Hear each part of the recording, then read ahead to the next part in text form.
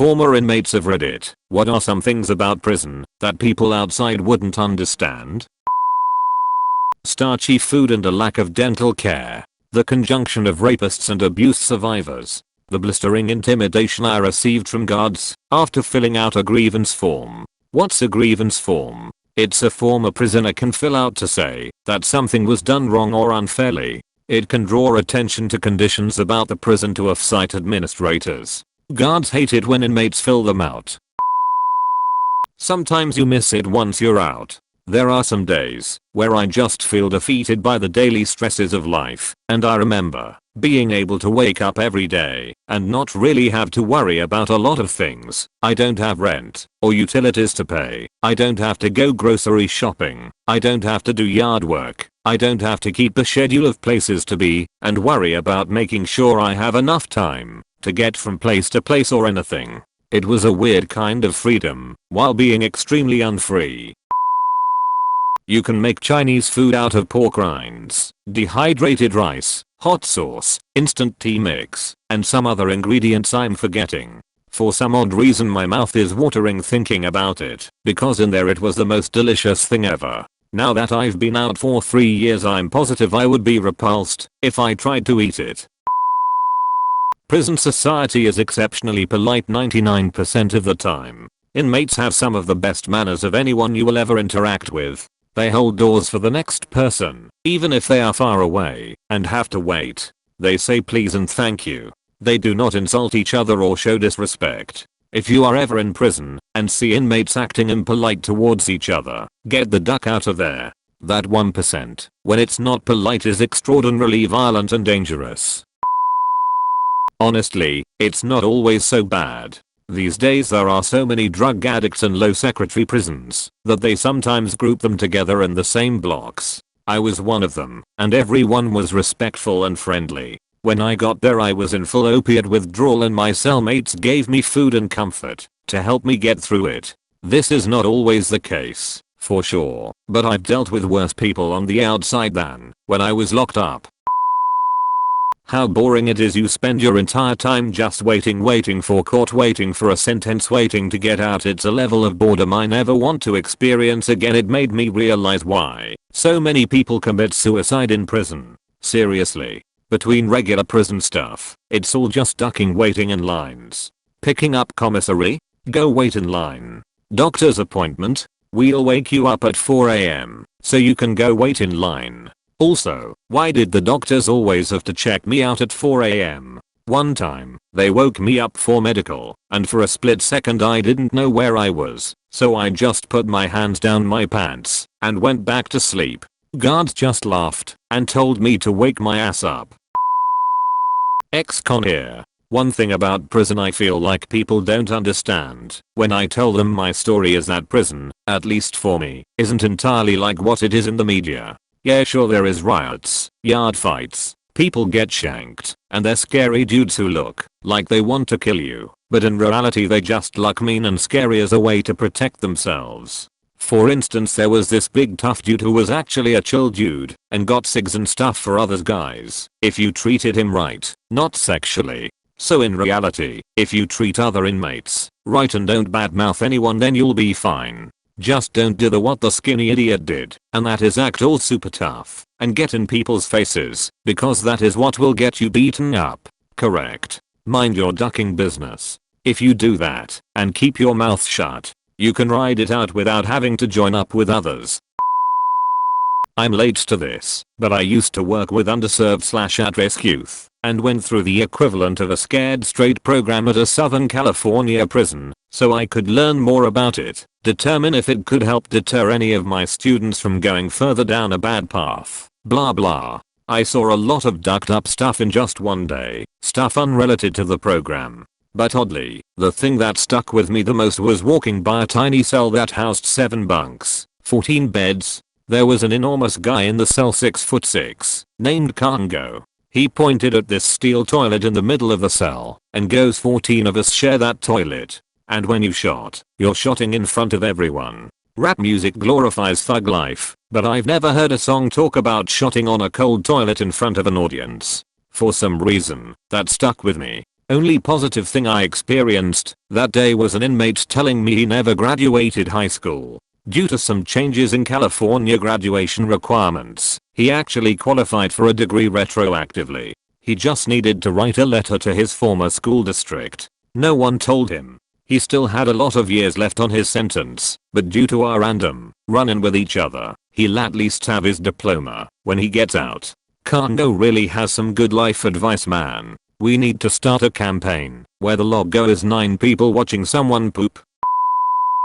I'll take a different angle on this instead of the usual horror stories. As violent and crazy as it was, there were a lot of good parts too. As someone that has had a pretty chaotic life, having a secure day-to-day life, employment, and lots of trusted friends around me for a few years was really nice. There's a certain level of comfort that comes with being surrounded by murderers that you're actually friends with. New inmates come and go, but you're tucked away in the long-term unit where there's a 3-month waiting list to even apply to transfer in. It really was a very peaceful experience for me. Flushing your farts air doesn't circulate worth shit, so smells linger, so if you feel a fart coming on, sit and flush it away. Being institutionalized in general is something the general public would not understand. I remember when my uncle got out, after serving a 10-year sentence, we had to explain to the kids they couldn't just wake him up like normal, because he may wake up violent or scared. We had to tell the kids not to scream or take anything from his room. He was on a strict schedule even after being released. Wake up at 5 AM.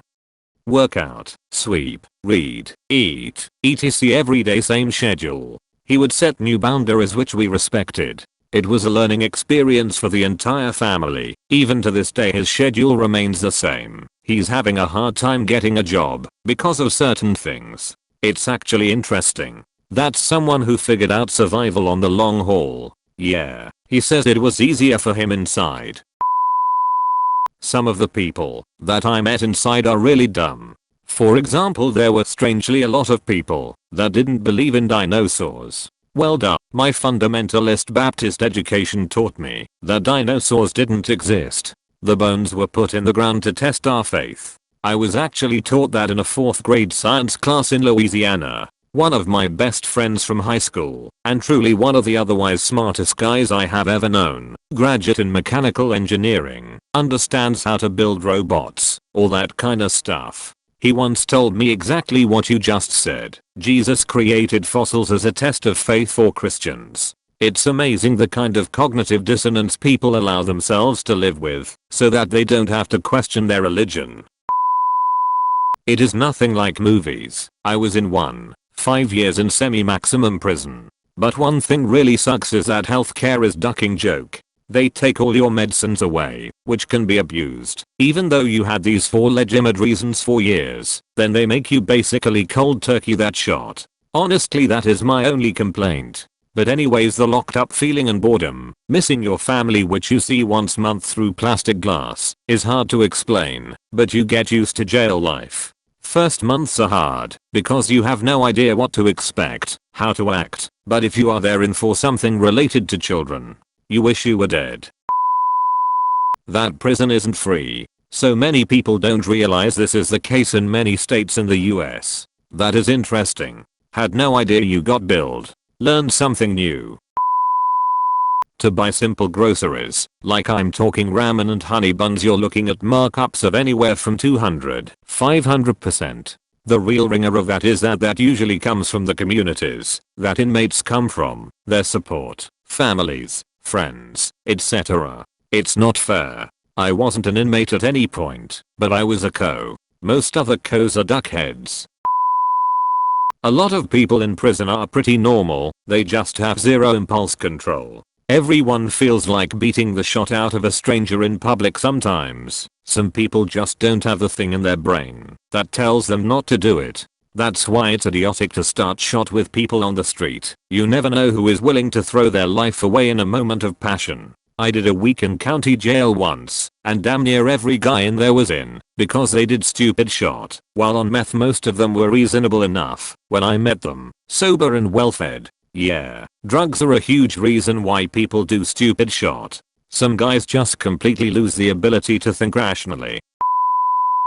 I was in a female prison, so my experiences are different. Sex happened a lot, and it was weirdly casual in a ducked up way, between guards and inmates and other inmates.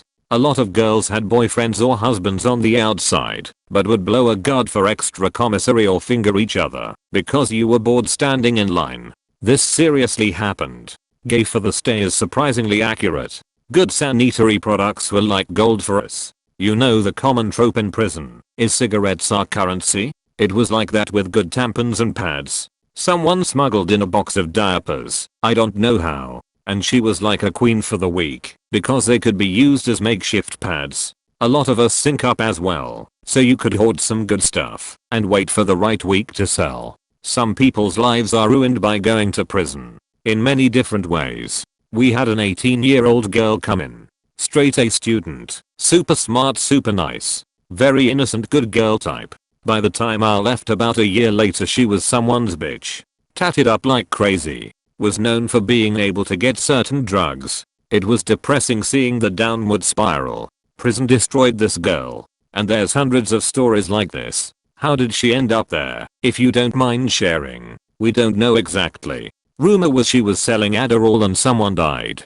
But I felt like that rumor just started, because we all knew she was a straight A student. I took prescribed Adderall in high school, and told no one, because I knew, as soon as word got out I'd be getting new people trying to be my friend. I eventually just switched medication. One of my friends in my dorm building freshman year got bothered all the time for her Adderall, even though she told everyone she wasn't going to sell it, and actually needed it. But it didn't matter.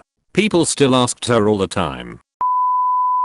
Prison is a mindset, and in many ways you can't leave that mindset after you've left. I still have many mental issues, or triggering situations just from my inability to leave that mindset, and it's been almost 6 years. Someone told me it's a form of PTSD, but I don't know. Coming from the UK, I don't think our prisons can compare with the US and other countries, but they can still be quite dangerous, even if you're in a Cat B, where there's a mix of all kinds of offenders. One thing is that when there is violence it's actually kind of silly. I remember a guy punching a member of the kitchen crew because he didn't give him enough slices of bread. Or when a guy was beaten bloody with a table leg because he was in debt with double bubble, which is a kind of tobacco loan shucking. Inmates take stuff like that seriously. Also, not everyone in there is evil and ruthless all the time. I remember there were a couple of lads on my wing who got taxed, bullied and just couldn't stand up for themselves. One had all his stuff including his blanket taken off him. So a bunch of the hard cases on the wing decided to go after the bullies and gave them the ultimatum: give him his stuff back and leave him alone, or we'll kick the shot out of you. I also think people underestimate how intelligent some of inmates actually are. But also I don't think people realize how ducking stupid a lot of the inmates are. Like, I had no idea it was possible to be that dull. I worked a short time in a jail. Here's an interesting story. A man in his late 30s was doing jail time due to not paying child support. This guy had worked in an auto plant for years and was laid off. He didn't have any other skills and was struggling to find another job.